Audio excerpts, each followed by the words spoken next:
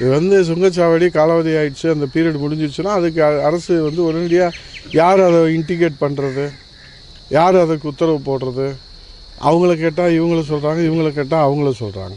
மத்திய அரசா மாநில அரசா என்பது முக்கியம். மக்கள் பாதிக்கப்படக்கூடாது, மக்களுக்கு பாதிக்கப்படக்கூடாது என்பதுதான் நம்முடைய கோரிக்கையாக நாங்கள் வந்து முன்வைக்கின்றோம். ஆகவே கப்பலூர் சுங்கச்சாவடியை போன்று பல சுங்கச்சாவடிகள் இன்றைக்கு விதிமுறைகள் மீறி அமைக்கப்பட்டிருப்பதை வேதனையோடு இந்த தமிழ்நாட்டு மக்கள் எதிர்கொண்டு இருக்கின்றார்கள். இதற்கு ஒரு நிரந்தர தீர்வு வேண்டும் என்பதுதான் மக்களுடைய போராட்டம். இந்த கப்பலூர் சுங்கச்சாவடி விதிமுறைகளுக்கு மீறி அமைக்கப்பட்டதோடு மட்டுமல்லாமல் மீண்டும் உள்ளூர் மக்களுக்கு சுங்க கட்டணத்தை வசூலிக்க அவர்கள் தொடங்குவார்களே ஆனால் கழகத்தினுடைய பொதுச் செயலாளர், மாண்புமிகு எதிர்க்கட்சி தலைவர், வருங்கால முதலமைச்சர் புரட்சித் தலைவர் எடப்பாடி அவருடைய ஆணை பெற்று மிகப்பெரிய அளவிலே போராட்டம்.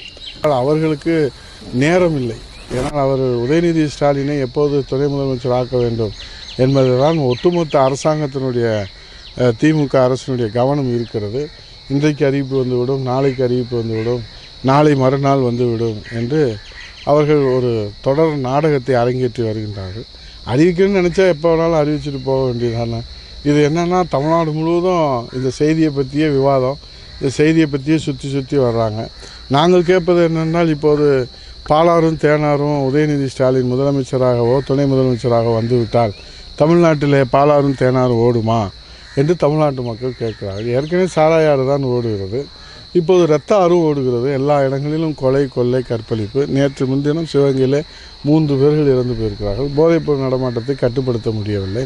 அப்படியானால் உதயநிதி ஸ்டாலின் துணை முதல்வராக வந்து இந்த மக்களுக்கு என்ன சேவை செய்ய போகிறார்? ஒருவேளை நீட் தேர்வை அவர் துணை முதல்வராக வந்து தான் நீட் தேர்வு ரத்தாகும் என்று சொன்னால் அது கூட மக்கள் வந்து பரவாயில்ல, அவர் வந்து நீட் தேர்வு, நிச்சயமாக நீட் தேர்வை அவங்க ரத்து செய்ய போகிறதில்ல.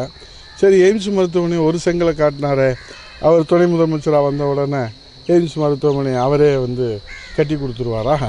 அது மத்திய அரசில் வந்து அழுத்தம் கொடுத்துருவாரா? சரி, கச்சத்தீவை நேற்றைய தினம் சொல்கிறாங்க, கச்சத்தீவு வந்து இலங்கையினுடைய ஒரு இதுன்னு சொல்கிறாங்க.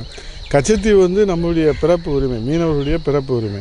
உதயநிதி ஸ்டாலின் வந்து துணை முதல்வராக வந்தால் அந்த கச்சத்தீவை மீட்டு கொடுத்து மீனவர்களுடைய உயிர் வாழ்வாதாரத்தை பாதுகாத்து கொடுத்துருவாங்களா? இவையெல்லாம் வந்து இப்போது அதுவல்ல. உதயநிதி துணை முதல்வரானா முதலமைச்சரானா அவங்களும் மெஜாரிட்டி சட்டமன்ற உறுப்பினர்கள், நீங்கள் யாரை வேணாலும் போட்டுக்குங்க. ஆனால் அதை பற்றியே தமிழ்நாடு வந்து ஊடகங்கள், விவாதங்கள், இவையெல்லாம் தமிழ்நாட்டு மக்களுக்கு என்ன பலன் அளிக்க போகிறது என்பதுதான் இன்றைக்கு தமிழ்நாட்டு மக்களின் கேள்வியாக இருக்கிறது. சந்திச்சிருக்குத கேள்விக்குறியாக இருக்குது. எப்படி வெளிநாட்டு முதலீடு வரும்? ஏற்கனவே போன தடவை அறிவித்ததே வெள்ளை அறிக்கை வேணும்னு எல்லா கட்சியும் கேட்குறாங்க. பிரதான எதிர்க்கட்சி தலைவர் நம்முடைய மாண்புமிகு முன்னாள் முதலமைச்சர் புரட்சித் தலைவர் எடப்பாடி கேட்குறாரு. எதுவும் பதிலும் இல்லை. கேட்டால் நாங்கள் ஏற்கனவே விளக்கம் கொடுத்துட்டோன்றாங்க. விளக்கணம் கொடுத்தது தானே, விளக்கம் வந்து விளக்கணம் மாதிரி தானே இருக்குது. அதனால தானே வெள்ளை அறிக்கை கேட்குறாங்க. எல்லா கட்சியும் கேட்குறாங்க. இதில் எந்த அரசியல் காழ்ப்புணர்ச்சி இல்லை. மக்களுக்கு தெளிவுபடுத்த வேண்டிய பொறுப்பும் கடமையும் அரசுக்கு இருக்குது.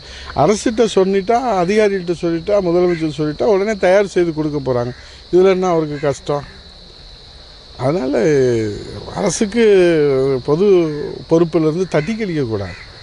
ஏன்னா இது வந்து மரபு இல்லைன்னு சொல்கிறாரு. இப்போ நீங்கள் எதிர்க்கட்சி தலைவராக எந்த மரபின் அடிப்படையில் கேள்வி கேட்டீங்க? இப்போ உதயநிதி மட்டும் உடனே சட்டமன்ற உறுப்பினர், உடனடியாக திடீர் சாம்பார், திடீர் புளியோதரை, திடீர் தயிர் சாதம் மாதிரி திடீர் சட்டமன்ற உறுப்பினர், திடீர்னு அமைச்சர், திடீர்னு துணை முதலமைச்சர், திடீர்னு முதலமைச்சர்னு இது எந்த மரபின்படி வருது?